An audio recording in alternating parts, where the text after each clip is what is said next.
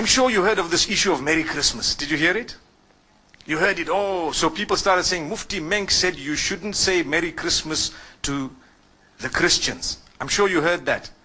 Why do you want to just take a small piece of the statement and hold it out like this and make it seem like we are people who do not believe in, a multicultural coexistence, multi-religious coexistence and so on?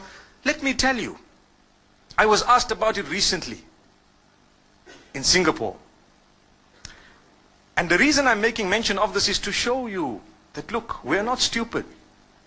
But sometimes people who want to look at it based on how the media has portrayed it may come to a decision or a conclusion that is not enlightened. They haven't considered everything. So what happened? You see, I grew up in Zimbabwe. We interacted from a young age with the Hindus, the Christians, the Jews, those who are from the African traditional faiths and so on, and we got along. We mixed in the schools from a young age, and as I grew up, I went to a high school that was purely Christian Catholic. And that was the best option we actually had. They allowed me whatever I had, and obviously we catered for them, they catered for us. There was a lot of respect, and that's how we developed. Okay? However, when it came to Christmas, there were so many Christians who didn't believe in it. They said, no ways, this is wrong. I recall a young boy, I even know his name, and he was with me. He didn't used to like to participate in religious studies because he belonged to a certain sect of Christianity. And he used to say, these guys don't know what they're talking about because X, Y, and Z, and he gave his reasons. That's not the topic today. But there are Christians who don't believe in Christmas. They don't participate in it. Is there anything wrong if they don't believe in Christmas, Christians? There's nothing wrong. They didn't participate in it. There's nothing wrong. But the minute they put a block on someone else who believes otherwise, then there's a problem. That's what we're saying. So the question you have to ask yourself, did you stop people from celebrating what they want? No. Did you ban them? No. Did you disallow them? Did you spread hatred against them? No. All you said is, Lakum dinukum waliya din.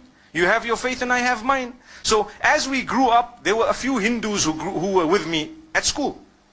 One of them used to eat beef. And I asked him, I said, how come you eat beef?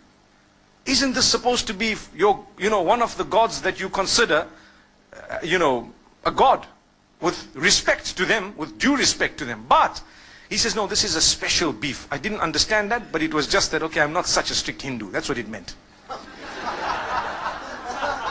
There were other Hindus who would tell him, listen, you are wrong. There were other Hindus who told him you are wrong. And there were other Hindus who tried to correct him. But he kept on eating it. And then, when it came to Eid al-Adha of the Muslimin, they would never congratulate us. Why? Because we are sacrificing or slaughtering their God, so to speak. We never ever felt bad. Don't expect, and please don't expect a Hindu to tell you Eid Mubarak at Eid al-Adha. Respect them and understand that what you are doing is blasphemous to them, but they've allowed you to continue. It doesn't mean they hate or they are intolerant. It just means that they believe differently and they have a separate system of belief, and it would be insulting to them to actually come onto this side here and tell you, look, as much as you're cutting my God, but well done, welcome, enjoy it, enjoy that. You don't expect it. Come on, use your brain. This is what tolerance and coexistence is all about. It's not about a statement. It's more about allowing them to believe what they have to, with respect in a way that you respect what they have as well. That's all it is. So what happened is, as time passed, it was amazing, because when it comes to the other faiths, we found the same. People didn't participate in some rituals of other faiths. That did not make them bigots. But they respected each other. There was a young man who became a Muslim from the Hindus. The day they were, when they die, what happens is they burn the body. They cremate that body. So this young man, his father had died, and they were cremating the body, and they asked him as the oldest son to actually light the fire. And he said, look, as much as you want me to do it, and that's my father, I'm sorry, it goes against my beliefs. And it caused a commotion until some of those who were wise, who knew. They said, look, that's the man's beliefs. Come on, leave him. Let the next son do it. How can you impose on him some... The idea is to coexist with your difference. That's what makes you a rainbow nation. That's what it is.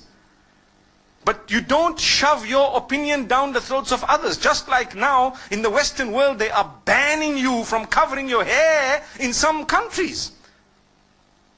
That would create another problem. Why? Like the Honorable Minister said, it would make people feel that they are at war with the system. Because, hey, you know what? This is my basic right to believe something. I believe this is wrong. I believe this is right. That's the idea. So, from among the Muslims, there are those who believe that it's okay to participate in Christmas. And from among the Christians, there are those who believe that it's not okay to participate in Christmas. Look at the irony. But the idea is, if you believe that, by all means, go ahead. You are answerable to Allah, not to me. If this one believes otherwise, go ahead. But please don't impose it on me. If I don't want, it's one of those things. Come on. You know, live and let live. Today, the problem is with all parties. We believe we are the only ones who are right. So we want to shove our opinions down the throats of the rest of the world. If not, they are the problem, they are the terrorists, they are the issue, they are this, that. Watch out. The words you are using will be used against you as well. Be careful. So this is why we say, as I grew up, still we used to sit and eat together as young boys. College. You know, you have your lunch, they have their lunch. We knew that if you have a beef burger, please don't offer it to the Hindus. It's insulting. It's blasphemous. They would actually feel so hurt. Don't. Would you ever, if you have Hindu friends, actually tell them, hey, have some beef? I don't think so. Exactly the same could be said about pork and the Muslims. Do you agree? Imagine if your friend says, just is a pork burger, come on, bacon tastes nice, you know, come on, you know. How would you feel? They respect you, you get along with them, you build the nation, you contribute towards the building of the nation together. Do you know that? But you have different dietary restrictions which are respected. So, this is something that we need to talk about. It's got nothing to do with this person is intolerant. There is a big difference between difference of opinion and intolerance. Very big. I can differ with you right now. I can differ with you on 100 matters, but I'm so tolerant. I promote tolerance. I promote coexistence. I promote the fact that all of us should contribute towards the development of our nation.